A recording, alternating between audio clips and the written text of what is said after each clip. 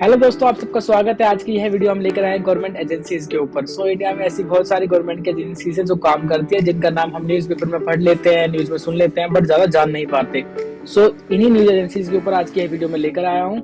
Video को अंत तक देखना, बहुत अच्छी वीडियो है। बहुत कम टाइम में मैं आपको बहुत कुछ बताने वाला हूँ और ऐसी ही इंफॉर्मेटिव वीडियो देखने के लिए हमारे चैनल को भी सब्सक्राइब कर लीजिए। चलो वीडियो शुरू करते हैं। हम आते हैं ईडी के ऊपर। ईडी को हिंदी में प्रवर्तन निदेशालय कहा जाता है और इसको इंग्लिश में बोलते हैं इन्फोर्समेंट डिपार्टमेंट। ईडी होता है, यह फाइनेंशियल मिनिस्ट्री यानी वित्त मंत्रालय के अंतर्गत काम करता है, जिसका मेन मकसद होता है कि टैक्स चोरी को पकड़ना, टैक्स चोरी को रोकना। ईडी आमतौर पर छोटे मोटे लोगों पर अपना एक तरीके से हाथ नहीं मारता। ये बड़े बड़े आसामी होते हैं, बड़ी बड़ी शार्क्स होती है, इनको पकड़ता है। जैसे एग्जाम्पल के तौर पर किसी ने अगर 10 करोड़ रुपए कमाए हैं और उसने 10 करोड़ रुपए कहीं ना कहीं खर्च कर दिए और उसके पास टैक्स भरने के लिए पैसे नहीं है, तो वो ईडी को बोलता है कि या किसी और को बोलता है कि मेरे पास पैसे ही नहीं है, तो ईडी उस मामले में उसकी जांच करेगी। अब हम आगे आते हैं। हम बात करते हैं सीवीसी के ऊपर। भाई सीवीसी क्या होती है? सीवीसी को हिंदी में तो केंद्रीय सतर्कता आयोग कहा जाता है और अंग्रेजी में इसे सेंट्रल विजिलेंस कमीशन कहते हैं। सीवीसी हमारा जो केंद्र सरकार है, इसके अंडर काम करती है। इसका मेन काम होता है कि भाई सरकारी अधिकारी कर्मचारी है, उनके ऊपर क्या करना, नजर रखना कि कोई ना कोई रिश्वत ना ले रहा हो, फ्रॉड ना कर रहा हो। एग्जाम्पल देता हूँ मैं आपको भाइयों। एग्जाम्पल यह है कि अगर कोई एसपी साहब ही कहीं चले गए, डीएम साहब चले गए, या सीबीआई ने कहीं रेड मारी और वहां जाके उन्होंने मामले को सेटल करने के लिए घूस मांग ली, तो इस मामले में कौन संभालेगा? इस मामले में हमारी जांच करेगी सीवीसी।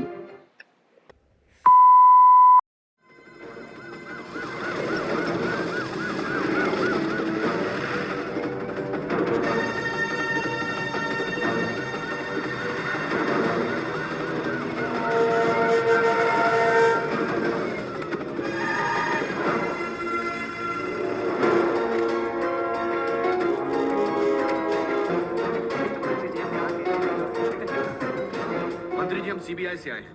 हमें आपके घर की तलाशी लेनी है। सीबीआई तो क्या मुंह उठा के अंदर चले आएगा? चले यहाँ से। सर, सीबीआई वाले हैं सर, आपके घर में रेड पड़ी है शायद। अब हम बात करते हैं सीबीआई की। सीबीआई का नाम तो हर किसी ने सुना ही होगा इंडिया में, ठीक है। दिल्ली, यहाँ वहाँ सीबीआई की रेड पड़ती ही रहती है। सीबीआई को हिंदी में तो केंद्रीय अन्वेषण आयोग कहा जाता है और अंग्रेजी में से सेंट्रल ब्यूरो ऑफ इन्वेस्टिगेशन कहते हैं। इसका मेन काम तो होता है कि केंद्र सरकार के जो कर्मचारी है ना, उनके भ्रष्टाचार, उनके जो रिश्वतखोरी के मामले हैं, इनकी जांच करना मेन तो यही होता है। बट इसके अलावा जो अंतर्राष्ट्रीय और ऐसे मामले जो अंतर्राष्ट्रीय और राष्ट्रीय स्तर पर उनका जिनका बहुत ज्यादा प्रभाव पड़ रहा है, तो ऐसे मामलों में भी सीबीआई जांच करती है। सीबीआई को भाई कौन कौन जांच करने का आदेश दे सकता है? सीबीआई को जांच करने का आदेश हमारा सुप्रीम कोर्ट दे सकता है और हाई कोर्ट दे सकता है, और हमारी सेंट्रल गवर्नमेंट दे सकती है। स्टेट गवर्नमेंट नहीं दे सकती सीबीआई को जांच करने का आदेश। सीआईडी की बात कर लेते हैं। सीआईडी के बारे में हर कोई जानता है, सोनी टीवी पे बहुत साल आया सीआईडी, अब भी आ ही रहा है। और फिर भी थोड़ा बता देता हूँ। सीआईडी को हिंदी और इंग्लिश में दोनों में क्राइम इन्वेस्टिगेशन डिपार्टमेंट कहते हैं। यह स्टेट वाइज होता है, स्टेट टू स्टेट वाइज होता है। हर स्टेट की एक अलग सीआईडी होती है और इसको आदेश जांच करने का हमारा स्टेट गवर्नमेंट और हाई कोर्ट दे सकता है। और इसके अलावा इसकी जो पावर होती है वो सीबीआई जैसी ही होती है, बट इसकी अपनी स्टेट में पावर चलती है।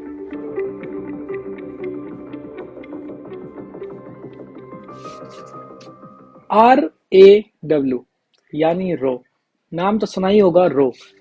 हमने इंडिया में आसपास तो नहीं, हमारे लोकल में, बट ये हमें मूवीज में देखते हैं कि रो का नाम आ ही जाता है कहीं ना कहीं किसी सीक्रेट मूवीज में, ठीक है। तो रो होता क्या है? रो को हिंदी में अनुसंधान और विश्लेषण विंग कहते हैं और अंग्रेजी में इसे रिसर्च एनालिसिस विंग कहा जाता है।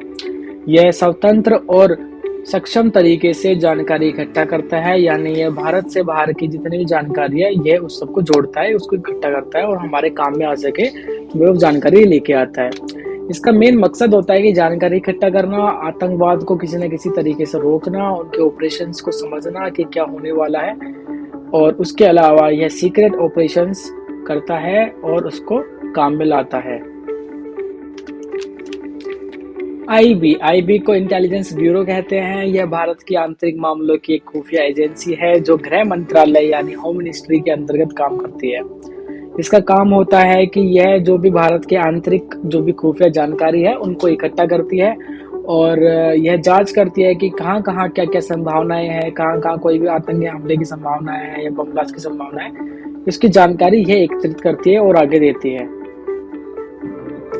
NIA यानी नेशनल इन्वेस्टिगेशन एजेंसी, और हिंदी में इसे राष्ट्रीय अन्वेषण अभिकरण या फिर राष्ट्रीय जांच एजेंसी कहा जाता है।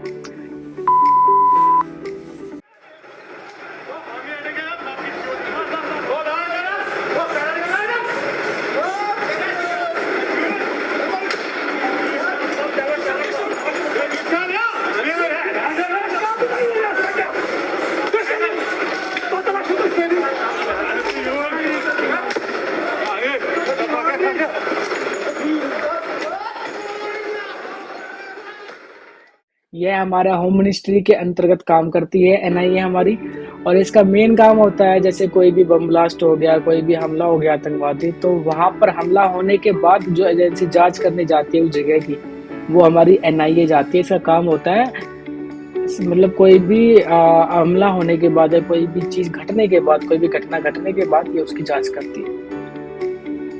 अब हम बात कर लेते हैं NCB के ऊपर। NCB इसको बोला जाता है नारकोटिक्स कंट्रोल ब्यूरो। यह हमारा होम मिनिस्ट्री यानी गृह मंत्रालय के अंदर काम करता है, इसके अंतर्गत काम करता है।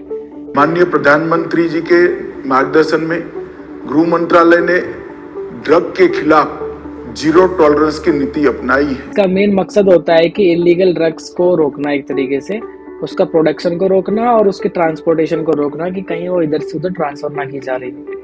उसके अलावा जो देर रात तक हमारे यहाँ पार्टी वार्टी चलती रहती है, लोग नशे करते हैं, उन सब चीजों को भी यही रोकता है, पकड़ता है, रेड मारता है NCB।